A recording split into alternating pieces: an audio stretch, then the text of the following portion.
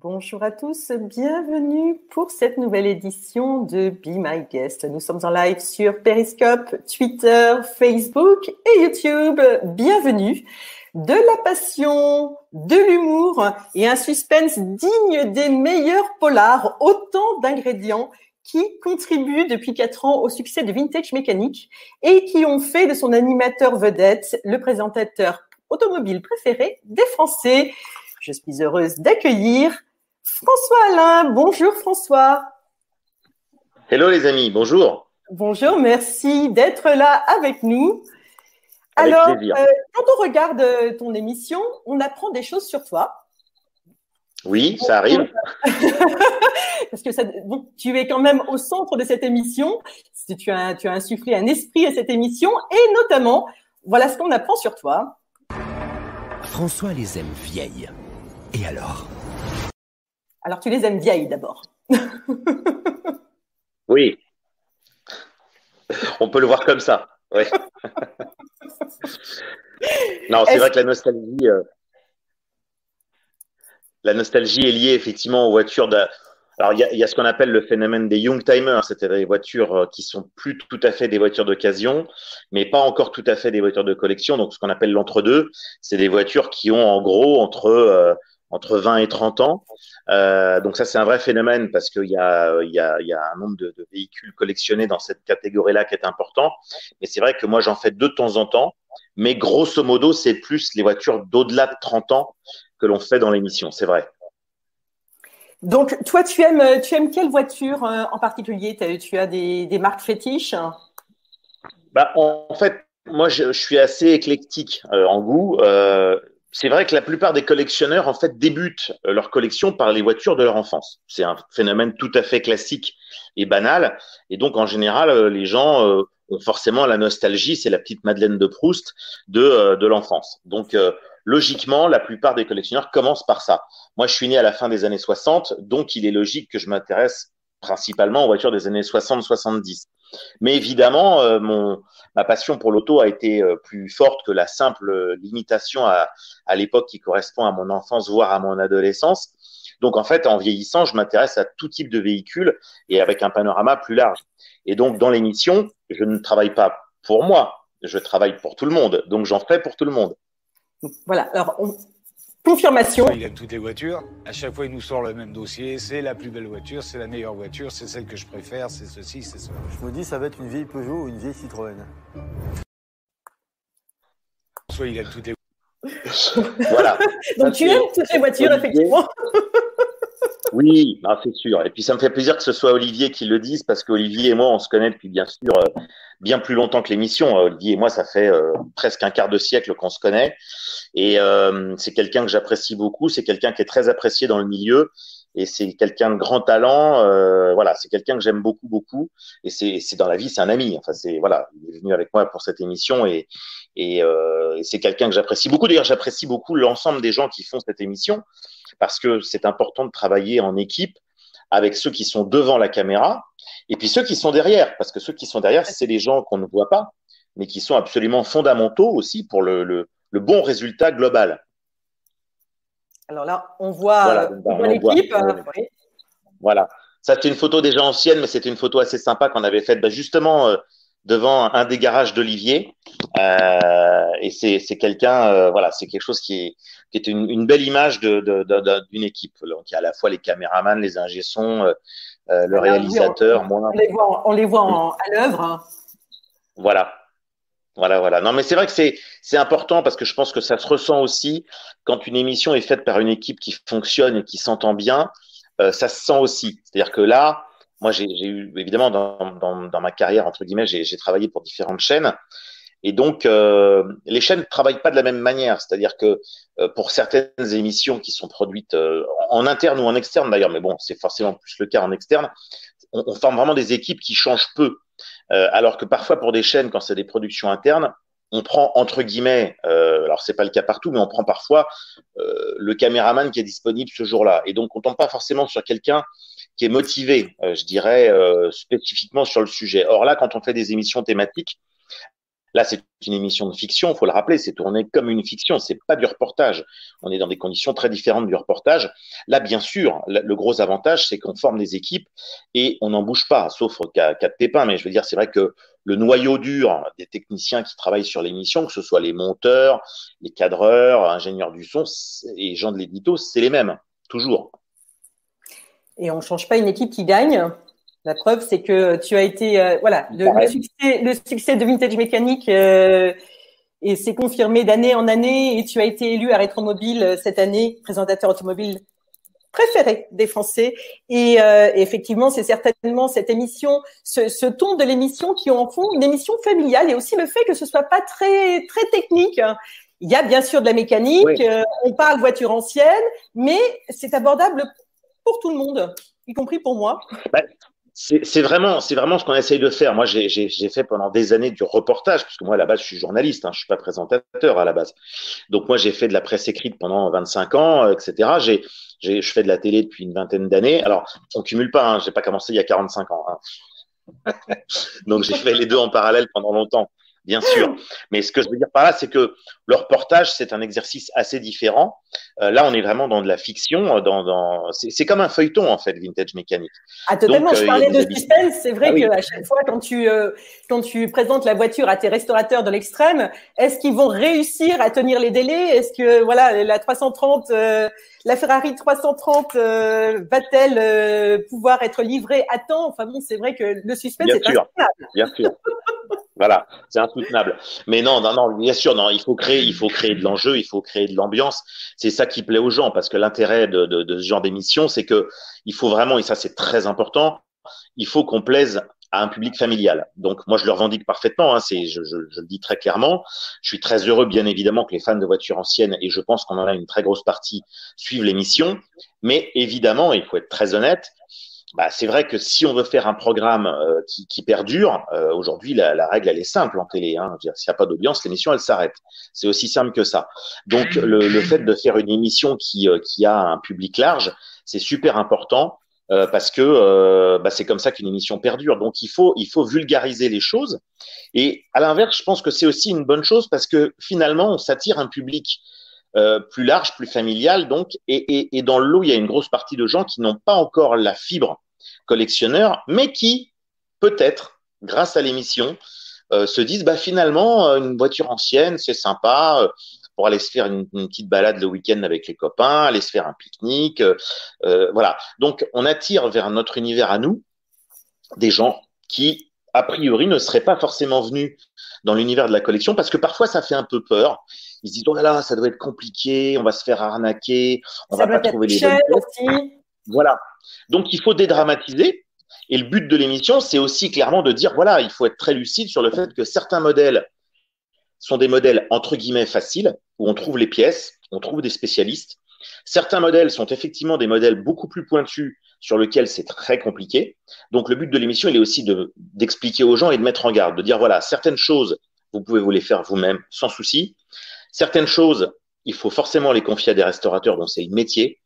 Et puis, entre les deux, il y a des choses sur lesquelles vous allez peut-être le faire tout seul, mais si vous le faites faire par un professionnel, vous allez gagner du temps. Et au final, si on divise le nombre d'heures que vous aurez vous passé par rapport au nombre d'heures qu'aura passé un professionnel, la question se pose. Donc, c'est important. Et puis, c'est vrai que ça fonctionne aussi dans l'univers global de la collection, c'est-à-dire que les magazines spécialisés, et j'en viens, donc je sais de quoi je parle là-dessus, les magazines spécialisés, comme toute la presse écrite, ont quand même des difficultés évidentes. Il est donc important que les gens relisent et s'abonnent à ce genre de magazine dans lequel il y a plein d'informations intéressantes. Il y a tous les commerçants, tous les spécialistes de la pièce détachée dans lequel il y a, comme partout, des gens parfaitement compétents, performants, et puis des gens un peu profiteurs du système, mais pas plus qu'ailleurs. Donc, on est quand même globalement dans un univers passionnel, y compris chez les professionnels. Donc, voilà. Et ensuite, il faut trier, bien sûr, parce que c'est comme partout. Voilà, il y a des gens sérieux, des gens passionnés, des gens moins sérieux. Bon, mais notre but à nous, c'est de c'est d'éveiller entre guillemets les gens à ça. Et quand on a un public féminin notamment, ce qui n'était pas forcément prévu au départ, parce qu'on se dit toujours les voitures, bah, c'est forcément masculin, machin, bon, ce qui est complètement débile entre nous. Quand on a des enfants qui viennent aussi, moi sur les salons, j'en ai très souvent des gamins qui viennent me voir et qui me disent tiens, j'ai vu l'émission sur telle bagnole, c'était super, comment t'as fait comme ci, comment t'as fait comme ça. Bah, c'est génial parce que le pari est gagné, c'est-à-dire qu'effectivement, on attire ce que je ne me lasse pas de répéter, c'est que les enfants seront les collectionneurs de demain. Tout à fait. Donc, alors, on dit que les jeunes n'aiment plus la voiture. C'est pas vrai. Il suffit de voir les rassemblements automobiles et c'est archi faux. Moi, j'ai un exemple très simple. J'ai évidemment chez moi, j'ai une autre passion pour le rock.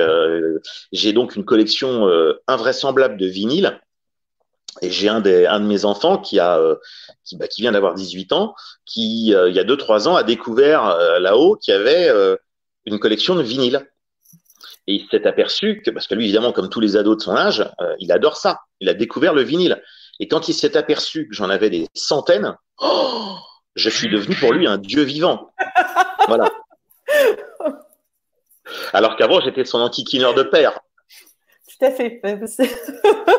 Je connais. Voilà. Mais bon, toujours est-il que le monde de la collection, il faut le souligner aussi, et c'est ça ton émission le montre bien, puisqu'au départ, alors le concept, c'est qu'au départ, tu achètes une voiture, tu fais les petites annonces, tu trouves une voiture, et en fait, tu achètes toutes sortes de voitures, que ce soit des voitures exceptionnelles, comme récemment donc la Ferrari 330 GT 2+2, ou même des voitures beaucoup plus banales et beaucoup plus abordables, parce que la collection, ça commence à des prix très très bas, et ça les gens souvent ignorent. Ouais, mon credo, il est là-dessus clairement, c'est de rappeler aux gens que la collection, ça n'est pas que un univers pour des gens fortunés, c'est complètement faux. La collection, en fait, il y a de tout. Il y a de tout et à tous les prix. C'est-à-dire qu'on peut très bien avoir une petite voiture populaire française ou étrangère à 3, 4, 5, 6 000 euros et se faire un plaisir immense avec. Et puis, bien sûr, quand on a les moyens et on peut s'offrir des voitures à des prix stratosphériques. Mais dans les deux cas, c'est très bien parce que de toute manière, ce qu'il ne faut pas oublier, c'est que les collectionneurs qui ont la chance d'avoir des voitures à des tarifs élevés, c'est aussi des gens qui font fonctionner l'économie. C'est des gens qui vont faire fonctionner les selliers, les carrossiers, les peintres, les motoristes. Donc, c'est toute une économie qui fonctionne aussi grâce à ça. On a un vrai savoir-faire français là-dessus. Il y a d'autres pays dans lesquels il y a un talent évident, mais on a la chance, nous, en France, encore, d'avoir des vrais passionnés et des vrais talents là-dessus. Donc, utilisons-les. Je pense que c'est très, très important. Donc, ça, c'est une très bonne chose, tant mieux. Mais voilà, il faut avoir conscience de ça. Ensuite, l'important, c'est absolument d'équilibrer en termes de prix, parce que attendez, je suis désolé, voilà. On peut avoir, je dirais, vraiment tout, pour tous les prix. Et ça, c'est fondamental parce que on peut vraiment se faire un plaisir immense avec une petite Dedush ou avec une petite 4 chevaux et participer à des rassemblements, à des rallyes, à des choses comme ça. Justement, là, on a voilà, ça, c'est celle que j'ai utilisée pour le Tour Auto il y a 2 ans. Voilà. Et ça, donc c'est un souvenir super, ça.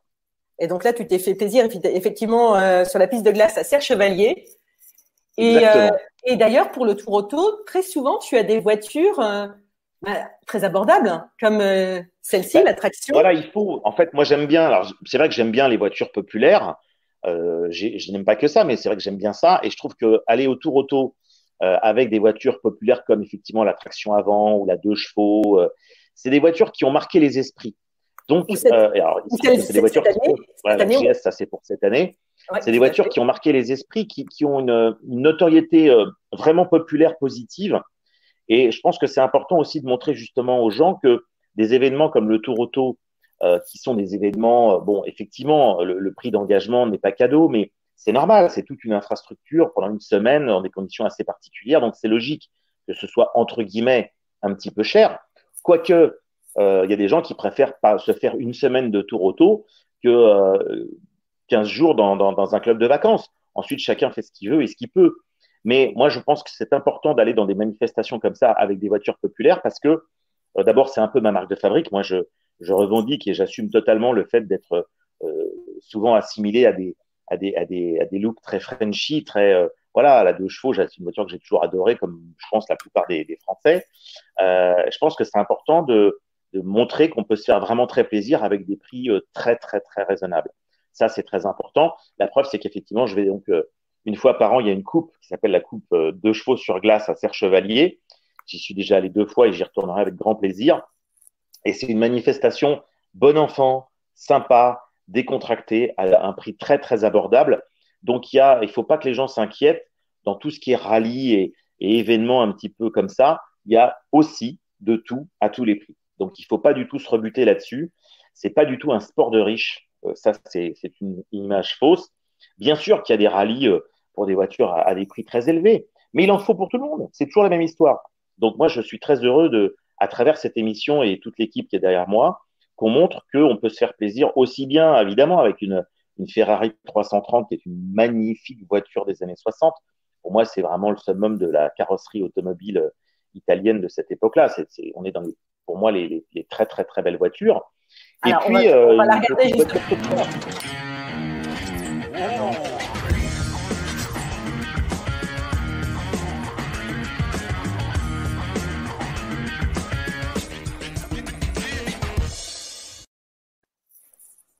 Voilà, ben ça, c'est un très bon exemple. Et en plus, il y a encore un autre très bon exemple, c'est que pour ceux qui connaissent un peu l'histoire de l'automobile, Pininfarina, qui était le grand carrossier à la mode dans les 60s, déclinait souvent un dessin chez plusieurs marques. Donc, quelqu'un qui n'a pas les moyens de s'acheter une Ferrari 330 peut parfaitement s'acheter un cabriolet ou un coupé Peugeot 404 qui lui ressemble beaucoup et qui coûte beaucoup, beaucoup moins cher. Ça, c'est une astuce. Alors, j'ai Patrick qui souligne que ça reste quand même un chemin de croix pour trouver les pièces de rechange. Alors, évidemment, dans l'émission, vous êtes bien placé pour reconstruire ou pour retrouver des pièces, mais pour monsieur tout le monde, ça se passe comment?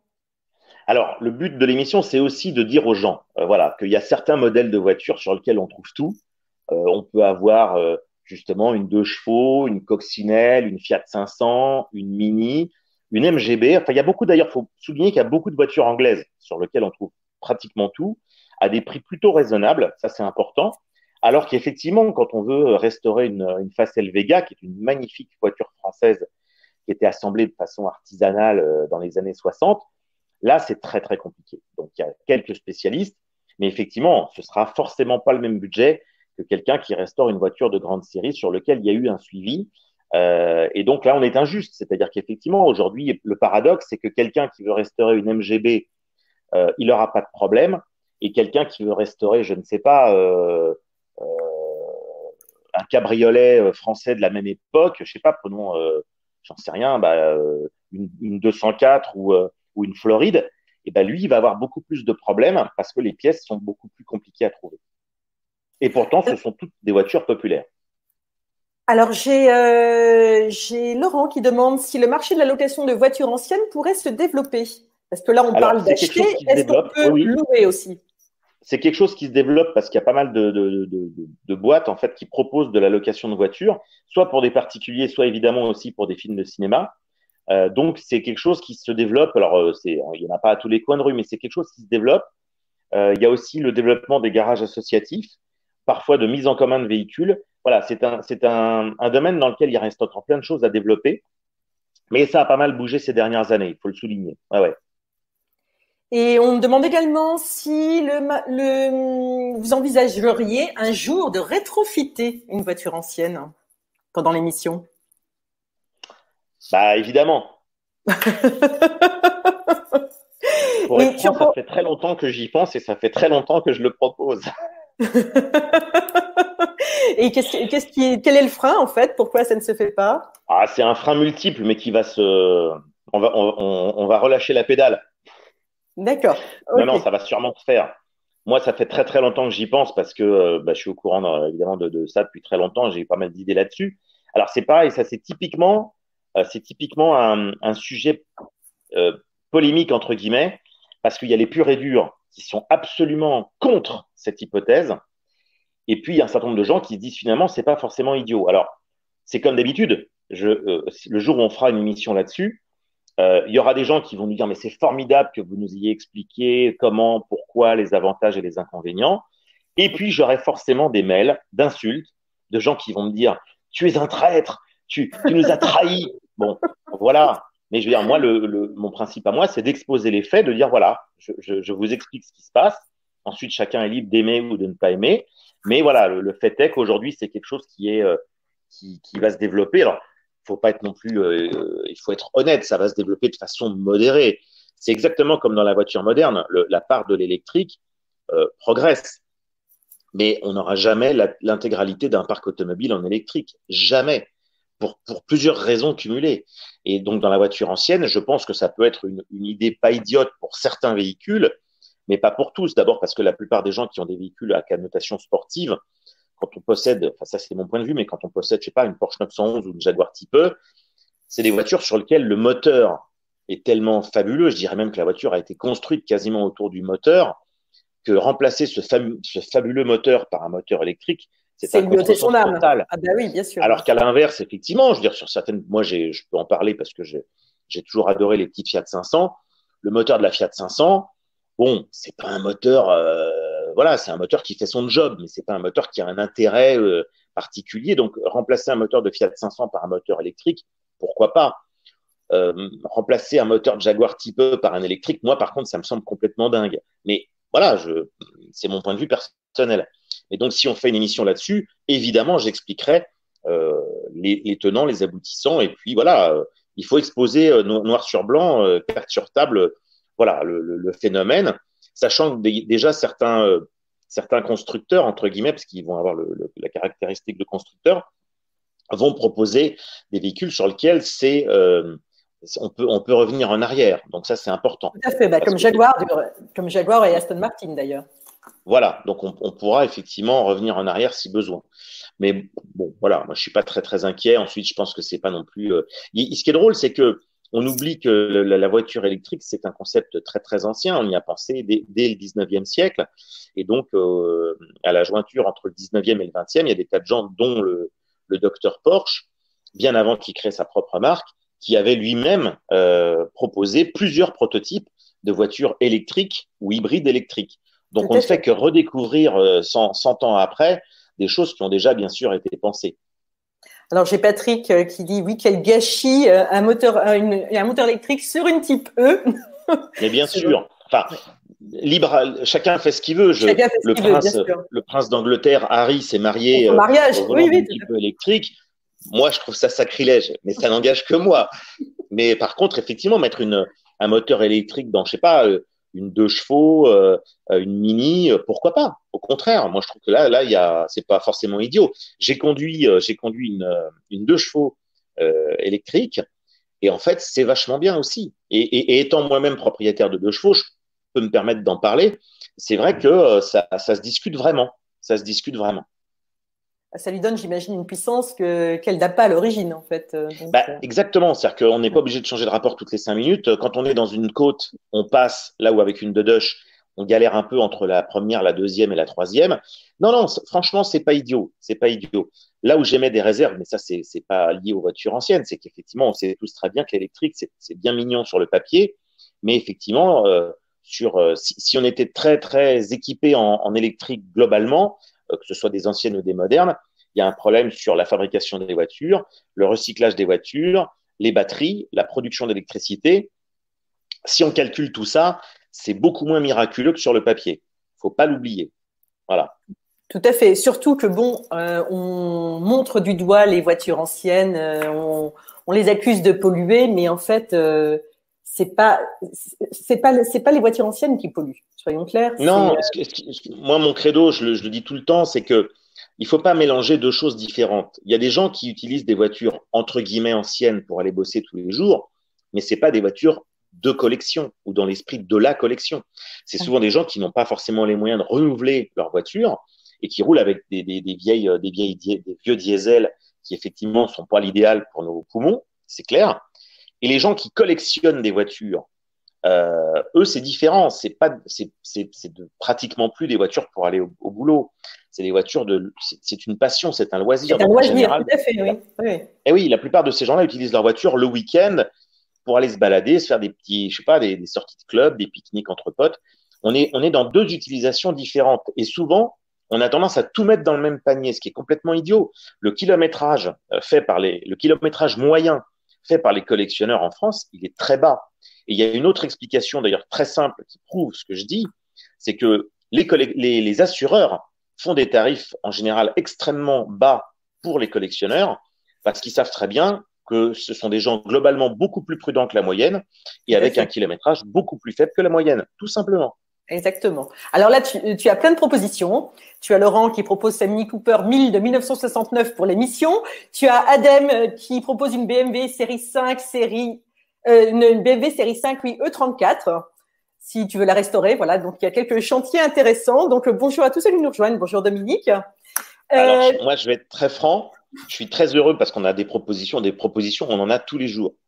Le problème, pour être très clair, c'est qu'il n'y a que 12 émissions par saison et que des propositions, j'en ai à peu près 12 par jour. Donc, j'en ai 365 fois plus que ce que j'ai besoin. Donc, forcément, mathématiquement, je ne peux pas faire plaisir à tout le monde. Alors, souvent, les gens nous proposent des voitures de modèles qu'on a déjà passés. La Mini, on l'a déjà faite dans Vintage, donc je ne vais pas la refaire. Ça, c'est sûr. En tout cas, pas tout de suite, pas avant plusieurs années. Parce que si on commence à faire les différentes versions d'un même modèle, là, j'ai du boulot jusqu'en l'an 3000. Alors, j'ai Patrick qui souligne qu'avec Madame Hidalgo, c'est difficile de rouler avec un ancien modèle dans Paris. Qui ça? Non, je sais pas. Je ne connais pas cette dame. C'est qui? Je ne vois pas de quoi on veut parler. Alors, on en revient à l'émission, François. Donc, le concept, tu achètes une voiture, tu la fais restaurer par tes restaurateurs de l'extrême. Et ensuite, dans l'émission toujours, tu fais un petit tour avec des vedettes. Voilà. Avec un modèle qui s'approche de celui que vous êtes en train de restaurer. Absolument. Alors, des personnes ou des moments que tu as vraiment adorés. Alors en fait, ce qu'on appelle la séquence people dans Vintage, alors il y a des gens qui adorent ça et puis des gens qui disent ouais, ça ne nous intéresse pas de voir des people venir dans l'émission. Alors, il faut que je m'explique là-dessus parce que moi j'étais un petit peu à la source de ça et je l'ai clairement voulu.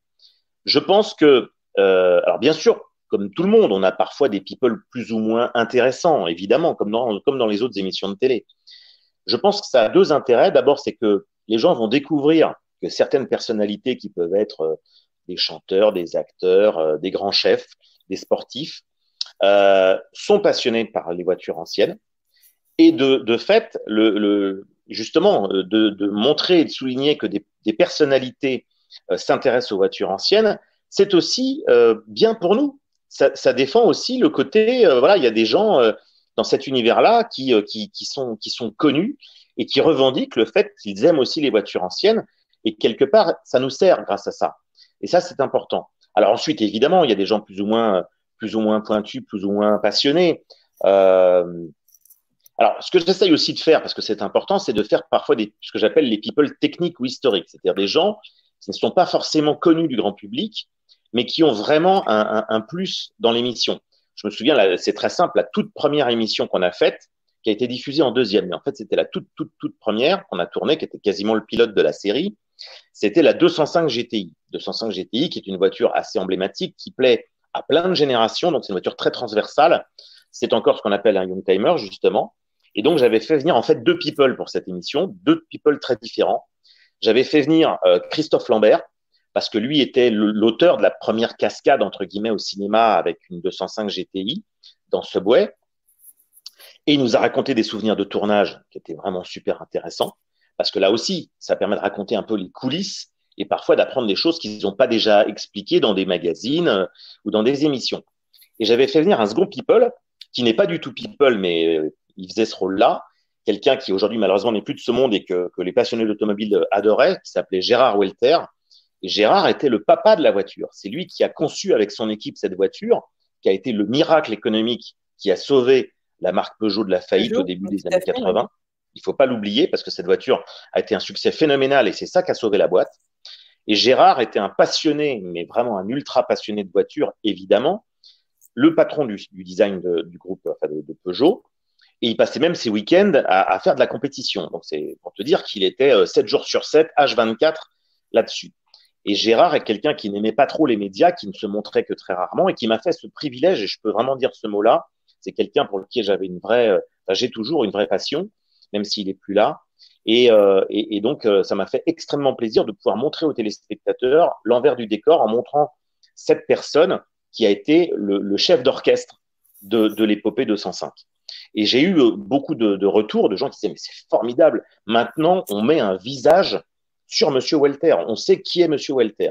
Donc ça, ce genre de choses, je pense qu'on va le renouveler, c'est important.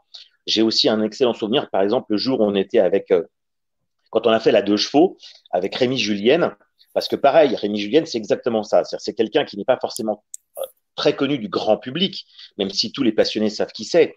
Et Rémi, c'est Monsieur Cascade en France, c'est-à-dire qu'ils ont été quelques cascadeurs très très connus. Il a fait toutes les cascades des gendarmes de Saint-Tropez, des films avec Louis de Funès, etc. Et il a eu la chance d'être celui qui a fait toutes les cascades et les réglages pour de nombreux James Bond, dont le fameux James Bond avec Roger Moore et Carole Bouquet, et la 2 chevaux.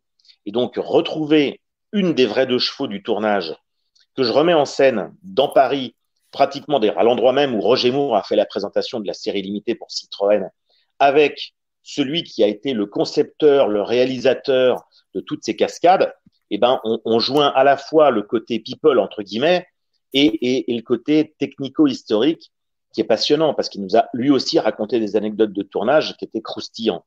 Oui, non, mais c'est ça. Voilà, c'est tout ce qui se passe en coulisses qui est intéressant.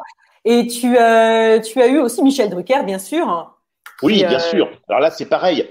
Il y a des gens qui me disent oui, pourquoi Michel Drucker? Bah, si, bien sûr que oui. Il y a un sens très logique parce que Michel Drucker est un des présentateurs phares de la télévision française depuis 55 ans, qu'il a connu tous les présidents de la République qui sont contemporains de cette fameuse SM présidentielle. Et donc, il était logique. Que je vais montrer, si tu permets, là. Je vais juste la montrer.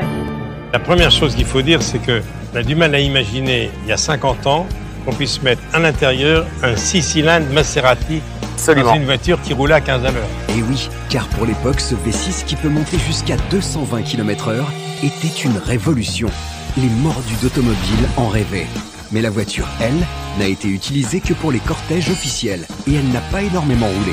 Combien de kilomètres? Alors, combien de kilomètres, François? Bah, si tu veux, voilà, c'est la bonne illustration. C'est-à-dire que les gens qui sont passionnés d'automobile se disent, mais qu'est-ce que Michel Drucker fait là? Et en fait, parce que j'ai eu des critiques avant la diffusion. C'est quand même fort, les gens qui critiquent avant de voir le sujet en disant bon. Et quand ils l'ont vu, la plupart se sont aperçus que non seulement il était dans le sujet, qu'il était très cohérent et très logique par rapport à la voiture qu'on présentait, mais qu'en plus, Michel Drucker, il a un intérêt réel pour les voitures et notamment pour les voitures anciennes.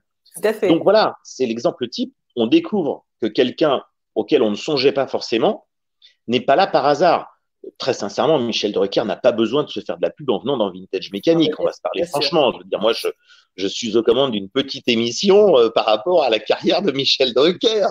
Donc, Michel Drucker n'a pas besoin de venir chez moi. C'est clairement pour nous faire plaisir et parce que lui trouvait ça sympa. Sinon, il serait évidemment pas venu, bien sûr. Alors, j'ai plusieurs questions. Alors, déjà, j'ai un commentaire de Mignon Beau qui dit « Au top l'émission ». J'ai Romain qui demande si ce n'est pas un concept qui était inspiré des États-Unis. Alors, ce qui se passe, c'est qu'effectivement, alors c'est pas les États-Unis, c'est plutôt les Anglais. Il faut être honnête, les Anglais ont beaucoup inventé de choses avant nous, notamment en matière de collection et de télévision, donc ça tombe bien. Donc, il y a eu évidemment pas mal d'émissions anglaises et ensuite américaines qui tournent autour de la voiture ancienne avec différents types de restauration, différents scénarios, etc. Il se trouve que nous, on est apparu à l'antenne. Alors nous, on est une création française. On n'est pas du tout une licence américaine comme peuvent l'être mes camarades de Top Gear ou de Wheeler Dealer France, qui sont sur la même chaîne et que je salue au passage d'ailleurs parce que on est une équipe aussi à l'antenne. Nous, c'est une création française. Alors évidemment, on a un petit côté un peu dans la veine des émissions anglaises et américaines, mais on s'attache justement à rester avec des côtés un peu Frenchies sur les bords, les mangeurs de grenouilles, parce que c'est aussi une caractéristique. D'ailleurs, dans l'équipe des restaurateurs qui sont avec moi, il y en a qui sont très franchouillards, mais c'est pas du tout péjoratif. Je pense que ça amène justement aussi une humeur, parce que l'avantage de cette émission, c'est qu'on a 8 ou 9 équipes de restauration, et ils sont tous différents.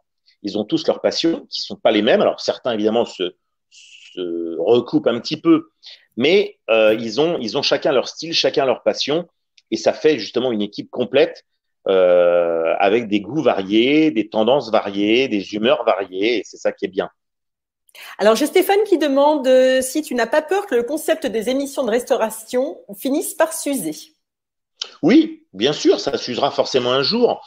Sauf que quand je vois des émissions comme Wheeler Dealer, par exemple, l'émission originale anglaise qui existe, je crois, depuis plus de 20 ans ou 25 ans, je suis pas très inquiet. Années devant toi, oui, non, mais je pense qu'ensuite, il faut savoir se renouveler, il faut savoir évoluer. Là, la saison 5 a déjà un petit peu évolué par rapport à la saison 4. La saison 6, que malheureusement, on n'a pas pu encore commencer en tournage et on ronge notre frein parce qu'on espère pouvoir partir vite en tournage. La saison 6, évidemment, on a déjà beaucoup travaillé dessus en écriture et tout ça. Il y a des choses qui vont changer. Enfin, changer. Changer, c'est pas le terme. Il y a des choses qui vont évoluer. Donc, le but, c'est ça, c'est que il faut garder une ligne conductrice, mais il faut que l'émission évolue. Il faut pas que ce soit toujours la même chose. Et là, effectivement, sur la saison 6, on a quelques détails quand même qui vont changer. Parce que voilà, c'est important. Mais à terme, peut-être que ça lassera. Mais je suis pas très inquiet parce que je pense que le vintage, en règle générale, a de beaux jours devant lui. Alors, il y a des fans, il y a Fred qui dit qu'il regarde souvent l'émission et parfois même de multiples rediffusions. Il y a également Stéphane qui a une idée de concept d'émission. Il veut savoir comment te contacter. Par ma page Facebook, il n'y a pas de problème. Alors, ce qu'il faut savoir, je ne veux pas décourager les gens parce que je vais être très honnête. Moi, des projets d'émission, j'en ai aussi écrit, j'en ai aussi déposé. Bon, le problème, c'est que les chaînes de télévision reçoivent, c'est un peu comme nous avec les gens qui nous proposent des modèles, on reçoit beaucoup plus de propositions que de places. Les chaînes de télé, c'est un peu pareil. C'est-à-dire que des concepts, je pense qu'on leur en propose 10 par semaine, alors qu'il y en a 2 ou 3 par an. Donc, mathématiquement, c'est compliqué. Alors, j'ai également Adam qui demande si tu pourrais nous emmener faire une balade avec ton fameux taxi Gilly qu'on a vu au début de l'émission. Alors, le taxi anglais, justement, c'est aussi, moi, je sais que les gens me posent souvent la question. Le taxi anglais, c'est un choix personnel. Il se trouve qu'en plus, c'est mon véhicule perso, c'est pas un véhicule de production, c'est vraiment à moi. Et j'en ai plusieurs. Les gens ont remarqué qu'il y en a un noir et qu'il y en a un bleu, marine. Donc, c'est pas le même, parce que souvent, les gens me disent, tiens, c'est bizarre, il a changé de couleur. Non, en fait, j'en ai plusieurs. C'est vrai que j'aimais bien ce véhicule parce que je trouvais d'abord que c'était justement un petit hommage aux Anglais, qui ont inventé un peu tout avant nous là-dessus, il faut être honnête. Donc, c'était mon petit clin d'œil perso. Parce que c'est un véhicule qui est un peu hors du temps.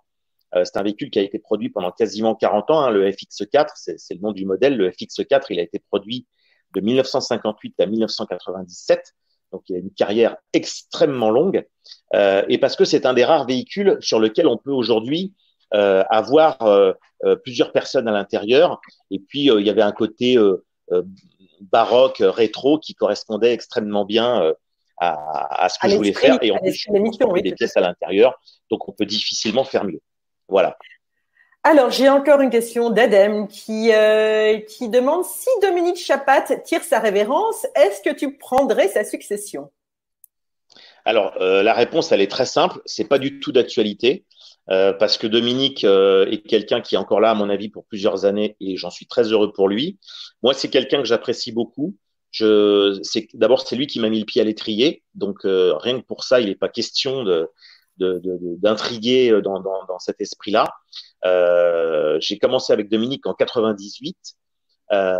Donc, c'est quelqu'un, ne serait-ce que pour ça, que je respecte beaucoup. Et puis, je prends un grand plaisir quand il m'invite régulièrement dans Turbo pour co-présenter avec lui, notamment les émissions à connotation patrimoniale, entre guillemets, historique. Alors, oui, on va pas non plus se mentir. C'est sûr que un jour, la question se posera. Mais je veux dire, je pense qu'il y aura sûrement différentes personnes qui seront intéressées par ça. Mais je pense que clairement, c'est pas d'actualité. Et puis, il y a tellement de choses qui peuvent se passer. Voilà. Je suis pas quelqu'un de carriériste à la base. Moi, je suis quelqu'un qui vit par passion et par instinct.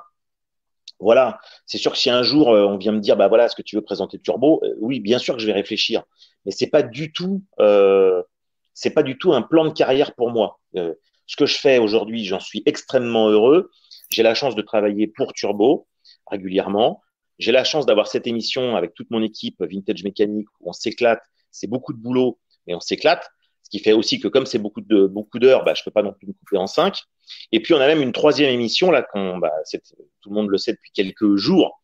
On a fait toute une série documentaire pour Automoto la chaîne, qui est une chaîne du câble qui avant s'appelait AB Moteur, que je connais très très bien puisque j'y ai travaillé il y a une vingtaine d'années pendant plusieurs années. Donc, c'est une chaîne que je connais très bien.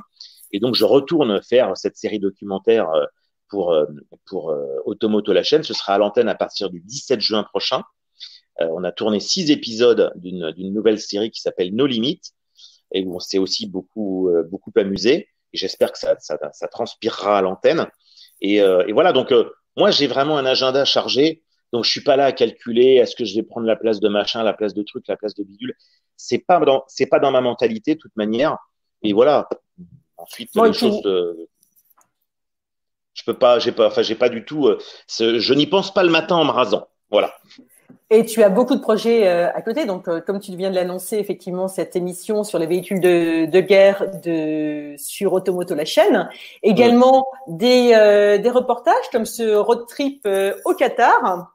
Oui, alors ça, ça reste dans la série Vintage. C'est-à-dire que ça, c'est ce qu'on appelle un hors-série. Donc, c'est le premier hors-série qu'on a fait pour Vintage Mécanique. Il y en aura d'autres, ça, je peux le dire clairement, parce que la chaîne est intéressée par ça. Ils ont trouvé que c'était une expérience intéressante. Donc, comme le premier épisode a été probant, il y en aura d'autres. Sauf qu'évidemment, c'est un peu compliqué à tourner parce que on tourne évidemment très loin. Donc, en termes de logistique, c'est plus compliqué qu'un épisode qu'on tourne en Île-de-France. Mais je pense sincèrement qu'il y en aura d'autres. Je suis pas très inquiet là-dessus. Et puis, voilà, c'est aussi une manière pour nous d'aller un petit peu faire des choses en dehors du moule habituel. Donc, c'est bien aussi parce que c'est ça aussi qui varie l'émission. Voilà. Alors, j'ai Alain qui demande si tu as une implication pour promouvoir la formation des métiers autour des véhicules anciens, des conseils à donner à des écoles de mécanique et à ceux qui souhaitent se former. Ça, c'est aussi une très bonne question parce que il est évident, il est manifeste que depuis quelques années, et je pense que les émissions d'automobile, dont la mienne, mais aussi celle de mes petits camarades, ont contribué. C'est-à-dire qu'on se retourne effectivement maintenant beaucoup plus sur le patrimoine qu'avant. Et justement, les jeunes, ça rejoint ce qu'on se disait tout à l'heure, les jeunes s'intéressent pas mal au vintage. Et donc, dans les écoles de formation type BEP, CAP, en mécanique, en carrosserie, etc., il y a beaucoup de jeunes qui trouvent que c'est plus intéressant d'aller restaurer de la voiture ancienne que changer des ailes de Clio. Bon, ce que je peux comprendre. Donc, il y a effectivement, depuis maintenant un certain temps, une lame de fond là-dessus. Il y a des formations publiques, il y a des formations privées. Et donc, il y a aujourd'hui un retour, même officiel via l'éducation nationale, à des filières, à des formations qui sont plus axées sur la voiture ou la moto ancienne qu'avant. Ça avait disparu. Et il ne faut pas oublier un truc très, très important, dont on parlait d'ailleurs tout à l'heure, c'est qu'on a eu pendant des décennies en France un vrai savoir-faire d'artisans, que ce soit donc des peintres, des selliers, des carrossiers. Et tout ça, c'est en train de se perdre. Donc, le fait qu'il y ait un vrai retour maintenant à ça, c'est super important parce que ça va former des jeunes pour les années à venir et ça va très, très bien dans l'évolution de l'univers de la collection avec des jeunes qui se passionnent pour ça. Et nous, dans les garages qui bossent avec nous, évidemment, il y en a certains qui prennent régulièrement des stagiaires, des alternances, etc. Donc ça, c'est super important parce que de toute manière, c'est toujours pareil. S'il n'y a pas de collectionneurs pour le futur, il n'y a pas de collectionneurs. S'il n'y a pas de gens pour les entretenir et les réparer, c'est pareil. Il y a un problème de pérennité. Donc, heureusement, ça y est, c'est quelque chose qui bouge. Et donc, depuis 3-4 ans, ça bouge même de façon sérieuse. Alors, j'ai Suitia qui demande si tu vas choisir le garage La Boiserie pour tes prochaines rénovations. Je ne connais pas ce garage. Ah. Alors, en fait, pour être très franc, c'est vrai que j'ai beaucoup de sollicitations. Donc, il y a des gens que je connais de vue, mais je ne mémorise pas forcément les noms des garages et tout ça. Donc, il y a plein de gens que je connais, mais c'est vrai que, a priori, non. Nous, alors, ce qui se passe, c'est que dans l'émission, bien sûr, il y a une équipe qui est en place de restaurateurs avec qui tout fonctionne très bien. Il peut arriver que, éventuellement, un nouveau restaurateur rentre en lice si, par exemple, on a besoin d'accélérer le rythme des émissions ou si un restaurateur s'en va. Là, c'est le cas. Il y en a un qui est parti parce qu'il est allé s'installer dans le sud de la France. Et par définition, on ne peut pas déplacer l'équipe technique dans le sud de la France pour tourner des émissions parce que on les tourne pas à la queue leu-leu. On les tourne évidemment en parallèle, sinon on n'y arriverait absolument pas temporellement parlant. Et de toute manière, comme les restaurations de certains véhicules sont très étendues dans le temps, évidemment, on ne va pas tourner chez les gens tous les jours. On vient tourner qu'une fois de temps en temps. Donc, si c'est quelqu'un qui est à 800 km de la base de la boîte de production, mathématiquement, on ne peut pas. C'est pour ça que tous les garagistes, tous les restaurateurs de l'équipe sont en Île-de-France. Ce qui ne nous empêche pas de temps en temps d'aller à l'autre bout de la France faire une séquence avec un spécialiste ou un marchand de pièces, etc. Mais mathématiquement, voilà, on est coincé parce que évidemment, on a des ateliers de restauration qui sont absolument formidables aux quatre coins de France. Hein. C'est pas que parisien, heureusement. Mais mathématiquement, nous, là, c'est des raisons purement de logistique. On peut pas, bien sûr. Alors, petite question, est-ce qu'il t'est arrivé, alors tu achètes donc des véhicules au début de l'émission, est-ce qu'il t'est arrivé de tomber sur des véhicules qui avaient de telles vis cachées que tu n'avais pas pu réparer? Alors, il y a eu la Ferrari, bien sûr, 330 GT, je vais quand même montrer un extrait. Il y a eu donc cette fameuse Ferrari 330 GT qui avait un vis caché.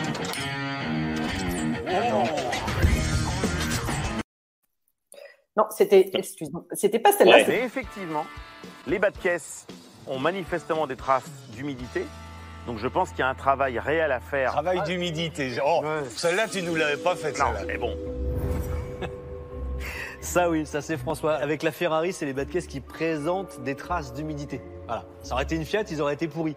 Mais là, non, ils présentent des traces d'humidité. C'est joli. Alors, soyons clairs, c'était plus que des traces d'humidité. C'est clair. Non, il a fallu refaire on va pas se mentir. On va pas se mentir. Je le répète, c'est une émission de fiction. Donc, on raconte une histoire. Et évidemment, bien sûr que quand on a la 330 dans les mains, on sait très bien moi, je sais très bien qu'il y a ce qu'il y a à faire dessus. On a eu la même chose avec une Golf GTI sur lequel, effectivement, on a eu des surprises. Alors, les surprises, elles sont dans l'émission. Nous, évidemment, on sait un peu à l'avance à quoi on s'attend. Mais l'important, je le répète, c'est que le but de l'émission, c'est de montrer aux collectionneurs ou aux futurs collectionneurs ce qui peut leur tomber sur le coin de la figure. Donc, le coup de se retrouver avec une voiture qu'au container, je présente comme étant pas trop mal et qu'après, on s'aperçoit elle n'est pas si belle que ça, c'est la vraie vie. C'est comme ça que ça se passe en vrai. Donc, il est important qu'on sensibilise les gens en leur disant attention, quand vous achetez une voiture de collection, c'est pas une voiture neuve qui sort du concessionnaire. Donc, vous pouvez tomber sur ce qu'on appelle un vice caché. Et le vendeur, il faut le souligner, le vendeur peut être de bonne foi. Parce que ces voitures-là sont des voitures qui changent de main assez régulièrement. Donc, un collectionneur qui a eu entre les mains une voiture sur laquelle il y avait une réparation très, très hasardeuse peut être de bonne foi, peut ne pas le savoir. Ça venait peut-être du propriétaire d'avant. Lui, il va revendre la voiture sans même savoir ce qu'il y a eu. Voilà, c'est des cas de figure totalement réels et totalement concrets. Donc, il est important que Vintage Mécanique le montre. C'est aussi notre rôle. Donc, ça, c'est très important. Alors oui, c'est un peu joué, c'est un peu scénarisé, bien évidemment. Mais la personne à qui, par exemple, on a acheté la Golf ou la personne à qui on a acheté la Ferrari, je pense, très honnêtement, ne savait absolument pas que leur voiture était dégradée à ce point-là. Parce que ce sont des gens qui ne sont pas des spécialistes, ce sont des collectionneurs qui n'ont pas une connaissance profonde du modèle dans lequel ils ont roulé. D'ailleurs, la Golf, la personne qui avait la Golf l'utilisait comme une voiture de tous les jours à l'époque. Dans sa tête, ce n'était pas encore une voiture de collection. Donc voilà, elle a été conservée dans un parking qui malheureusement était un parking humide et la voiture s'est corrodée dans le parking. Mais c'est des cas totalement concrets et réels. Mais pour répondre à ma question, est-ce qu'il t'est arrivé d'acheter une voiture que tu n'as pas pu réparer? Ah non, non, bien sûr que non. On répare tout, nous. Oui, restaurateur de l'extrême, c'est vrai. Non, on répare tout. Mais on a peut-être un scénario qui pourrait se faire qui se rapproche de ce que tu me proposes pour la saison 6. Mais oui, ça peut être un cas de figure qui arrive. Là, en l'occurrence, non. Parce qu'évidemment, le but de faire une émission, alors pareil, souvent ça me fait rire parce que les gens me disent « Oh, mais cette fois-ci, il a gagné de l'argent, il a perdu de l'argent, machin. » Bon, c'est du cinéma, tout ça.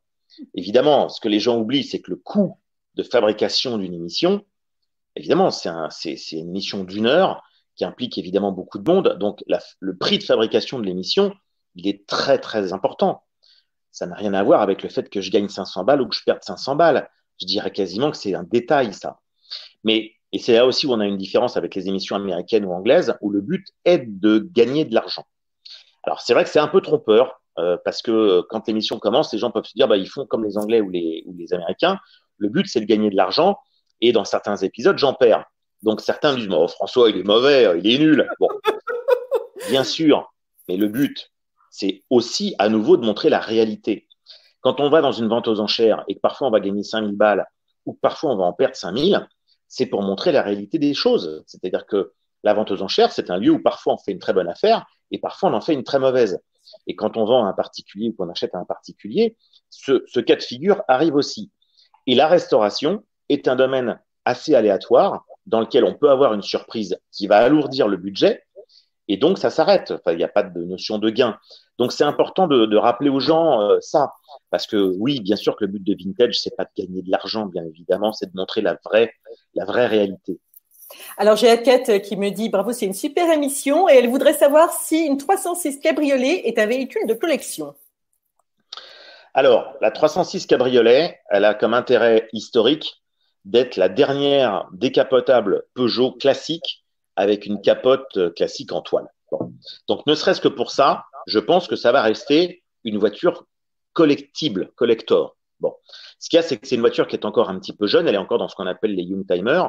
Mais pour moi, assurément, le fait que ce soit la dernière Peugeot Pininfarina, en plus, c'est une carrosserie qui avait été faite en accord avec Pininfarina, donc elle a une signature, et le fait que ce soit la dernière décapotable classique de chez Peugeot, parce que pour l'instant, chez Peugeot, il n'y a plus de décapotable, qu'elle soit classique ou coupé cabriolet, il n'y en a plus du tout. Ça reviendra peut-être, mais pour l'instant, c'est plus au goût du jour parce que économiquement, c'est compliqué de faire des petites séries.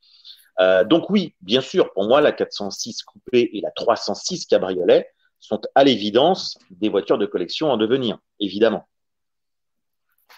Alors, j'ai Suitia qui précise que le garage La Riboiserie se trouve à Angers. La Boiserie, pardon. La Boiserie. Alors, je ne les connais pas. Se trouve à Angers. Mais avec plaisir, j'irai peut-être le jour où je passe à Angers, je m'arrête leur faire coucou. Il n'y a pas de problème. Et j'ai Romazie également qui me dit que côtoyer l'histoire à travers une voiture de légende doit être un régal. Quel modèle lui a fait ça? T'as fait ça? Bah, c'est le cas dans plein de modèles. C'est le cas dans plein de modèles parce que ce qui est bien, c'est que chaque modèle, enfin beaucoup de modèles, chaque modèle a un lien soit avec un film de cinéma, soit avec une série télévisée, soit avec un personnage qui l'a eu. Et c'est important. Quand Florent Pagny est venu dans l'émission, il n'est pas venu par hasard. Il est venu conduire une 246 GT Dino parce qu'il a été lui-même propriétaire d'une 246 Dino et qui connaît cette voiture. Quand je fais monter David Douillet dans une Mercedes, c'est parce que David, que je connais d'ailleurs par ailleurs, lui aussi est vraiment fan de cette marque-là et de ces voitures-là. La Dino, alors voilà, ça c'est la 246. C'est la voiture de Brett Sinclair, de Danny Wilde dans Amicalement Vôtre, de Tony Curtis. Bon. Donc ça. Leave behind the stormy weather, we can find the sun together, come what may. Join the... Mythique. Leave behind the stormy weather, we can find the sun together, come. Il aime toutes les voitures. On reste très lié à ça. C'est-à-dire que dans la tête des gens, la DeLorean, c'est Retour vers le futur. La Lotus Elan, c'est Madame Pell dans Chapeau melon et bottes de cuir. La 246, c'est Danny Wilde dans Amicalement Vôtre. La DBS, c'est Brett Sinclair dans Amicalement Vôtre, etc., etc. La Volvo P1800, c'est Roger Moore dans Le Sein. Voilà, beaucoup de voitures sont liées à un souvenir populaire qui est souvent en rapport évident et direct avec le cinéma, la télévision ou des personnalités, bien évidemment. Françoise Sagan, Gallimard, tous ces gens-là sont liés à la Facel Vega. Ensuite, Albert Camus, qui malheureusement est bien sûr décédé avec Gallimard dans la voiture. James Dean, évidemment, c'est lié non pas à la Porsche 356, parce qu'en fait, il avait une Porsche 356 Speedster, mais c'est pas dans cette voiture-là qu'il est décédé. Il est décédé dans une Porsche 550, c'est-à-dire la version compétition de la 356. Mais voilà, ces voitures-là sont liées à des histoires, à des personnages, et c'est logique. Donc, Bullitt pour la Mustang, enfin voilà, la liste, elle est infinie. Alors justement, Didier te demande qui t'a transmis le virus des anciennes. Est-ce que c'est justement bizarrement, j'ai pas d'antécédents familiaux. Ouais, c'est assez étonnant. Mon papa n'avait pas de passion spéciale pour les voitures. J'ai personne dans ma famille directe qui avait une passion pour les voitures. J'avais un ami de ma maman, un couple d'amis de ma maman qui, eux, étaient collectionneurs de Citroën très anciennes, dans lesquelles j'ai fait des balades quand j'étais gamin. Je pense que ça m'a forcément marqué. Et puis, j'ai aussi un cousin, justement, un cousin qui n'est plus là, qui avait largement l'âge d'être mon père, voire mon grand-père, qui, lui, était journaliste automobile, qui a été le rédacteur en chef pendant des décennies de la revue technique automobile et qui lui-même a collectionné des voitures. J'ai pu racheter une de ces voitures que je garde en souvenir de lui. Et c'est quelqu'un chez qui aussi j'ai chopé le virus de la voiture quand j'étais petit, mais j'ai pas d'antécédents particuliers dans ma famille directe. Et quand j'étais petit, j'avais pas spécialement de posters de voitures accrochés sur tous les murs. J'ai toujours aimé ça. Et c'est vrai que quand j'ai eu le permis de conduire, qui pour moi était quelque chose de très fort, parce que pour moi, le permis de conduire, je l'ai passé, j'avais, je crois, 18 ans et 3 jours. J'attendais, je comptais les jours pour avoir 18 ans pour aller passer mon permis de conduire. Pour moi, la voiture, c'était le symbole de la liberté. Et donc, j'avais pas moi, quand j'ai eu mon permis de conduire, c'était justement l'époque des 205 GTI. J'avais pas, évidemment, les sous pour m'acheter une 205 GTI. C'était beaucoup trop cher. Donc, je me suis dit, comment trouver une voiture qui soit originale, qui me serve de voiture de tous les jours. Et c'est là que j'ai acheté ma première voiture. Et c'était évidemment un Youngtimer de l'époque, mais c'était déjà une voiture de quasiment collection. Et c'était quoi? C'était une petite 204 Peugeot coupée que j'ai revendue à regret et que j'ai re-racheté plusieurs années après. Et donc, c'est une petite voiture populaire française, mais que dans une version un peu plus rare, parce que le coupé est un peu plus rare. J'ai adoré et j'adore toujours cette voiture. Et c'était ma manière à moi d'avoir une voiture un peu sympa, originale, et dans mes moyens à l'époque. Alors, j'ai quelqu'un en Corse qui te demande, François, ce que tu penses des Audi TT MK1. Alors pareil, évidemment, ces voitures-là sont c'est ce qu'on appelle pour l'instant des Youngtimers, mais c'est des voitures qui seront forcément des collectors. Dès qu'on a des voitures qui sont, alors notamment, pas que, hein, mais notamment les coupés ou les cabriolets, qui ont une allure et qui ont une histoire. L'Audi TT, quand elle est sortie, la première, la MK1, effectivement, elle a marqué son époque parce qu'elle avait un look particulier, très rond, le retour à l'époque des voitures très rondes, comme la New Beetle à peu près à la même époque. Donc, c'est des voitures qui resteront. Bien sûr, quand Peugeot a fait la RCZ, qui ressemblait quand même beaucoup à l'Audi TT, bah, c'est pareil, cette voiture-là aussi sera évidemment un collector. Elle l'est même déjà, puisqu'il n'y en a eu pas beaucoup de fabriqués. Mais l'Audi TT première génération et même la suite, hein, bien sûr, ce sera forcément quelque part des voitures qu'on va plus mettre de côté que, alors je vais être méchant, mais ça n'a pas le même intérêt qu'un Kangoo diesel. Voilà. Alors, j'ai Patrick qui voudrait savoir si les salons rétro-auto existent toujours. Alors, moi, le salon où je vais tous les ans, c'est le salon Rétro Mobile à Paris, qui est le plus grand salon en France. Mais il y en a d'autres, hein. Il y a des salons formidables à Lyon, à Reims, à Nantes, à Rouen, un peu partout. Rétro Auto, je ne sais pas de quoi il s'agit, mais il y a tellement de salons qui existent qu'ils ont forcément tous des noms qui se ressemblent, hein, forcément. En l'occurrence, celui-là, je ne sais pas de quoi il parle. Je ne le connais peut-être pas. Je sais pas. Alors, j'ai Street Gaming 42 qui dit que ton émission est au top. Et on a largement dépassé le temps de l'émission. Merci. Alors, une dernière BL 49 qui a une Citroën année 88 et une 309 de 1990. Donc, futur collector également. Alors, ça dépend, oui. Alors, il faut être honnête. C'est vrai que si on prenons effectivement une 205, par exemple, pour revenir à ça, parce que c'est un bon exemple. Dans les 205, ce qui restera, c'est les 205 GTI, les séries un peu limitées, style Roland Garros, etc. C'est vrai qu'une 205 GLD, on va pas se mentir, je pense que ça n'intéressera jamais grand monde. Ou en tout cas, pas avant très, très, très, très, très longtemps. Donc, en général, ce qui intéresse en collection, c'est soit les versions un petit peu rares, les séries limitées. Ça a été la grande mode dans les années 80, 90 et 2000 de faire des séries limitées. Voilà, ça, c'est des choses qui plaisent aux gens. Ensuite, ce qu'il ne faut pas oublier, c'est que la collection, c'est comme la mode. Il y a un phénomène qui parfois est injuste. Pourquoi certaines voitures plaisent et ont une cote en collection, et pourquoi des voitures qui étaient vendues à la même époque, pratiquement le même prix, n'intéressent personne? Eh ben, c'est le phénomène de mode. Voilà. Il y a des voitures qui ont disparu de la circulation, des voitures qui sont restées. Et puis voilà, il y a aussi des voitures il ne faut pas oublier que les variations sont extrêmes. On parlait de la Dino de Danny Wilde dans Amicalement Vôtre. Aujourd'hui, c'est un très bon exemple. Cette voiture-là, aujourd'hui, c'est une voiture qui vaut beaucoup d'argent, qui vaut même souvent beaucoup plus cher que certains modèles de Ferrari, alors qu'il y a 30 ans, on a acheté ça pour 3 fois rien, entre guillemets. Personne n'en voulait, parce que les gens estimaient que c'était une sous-Ferrari. Et donc, c'est une voiture qu'on pouvait acheter vraiment pour un prix super raisonnable. Et aujourd'hui, c'est devenu très cher. Donc, il y a des voitures, même une simple DS Citroën. Pendant longtemps, ça a été une vieille voiture d'occasion un peu typée loulou, etc. Et aujourd'hui, c'est une voiture qui a repris une cote énorme et qui vaut pas mal d'argent. Donc, et à côté de ça, il y a certains modèles qui stagnent en prix. Donc, il ne faut pas acheter une voiture en fonction de son prix. Il faut acheter une voiture en fonction de son envie. Ça, c'est fondamental. Voilà. Si en plus, effectivement, vous faites un bon investissement, c'est très bien. Oui, mais c'est vrai que c'est pas ça la ligne directrice. Voilà. Tout à fait. Moi, on n'est jamais perdant quand on aime un véhicule. Oui. Peu importe la cote. J'ai plusieurs personnes, mais on va vraiment s'arrêter après. Plusieurs personnes qui cherchent des pièces et qui ne savent pas où chercher. Notamment, j'ai Streaming qui cherche un pot d'échappement de Saab 95, 2 litres turbo essence de 98. Où est-ce qu'on peut trouver des pièces comme ça? Alors, en fait, c'est parfois un peu compliqué, surtout quand c'est des marques qui n'existent plus. Mais il y a un truc que les gens ne doivent pas oublier. Il y a 2 choses très importantes. La première, c'est les clubs. Il y a beaucoup de clubs sur toutes les marques et tous les modèles. Donc, il y a des clubs de marques et il y a même au sein des clubs de marques des clubs monomodèles.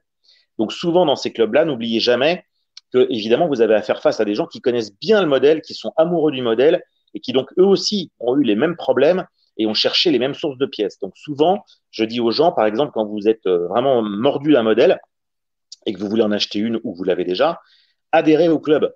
Parce que le club, c'est même souvent utile d'être adhérent du club avant d'acheter le modèle. Parce que c'est là que vous allez apprendre ce qu'il faut faire ou ne pas faire, à quoi il faut faire attention. C'est peut-être là aussi que vous allez trouver tout simplement la bonne annonce. Donc ça, c'est un réseau très, très, très important.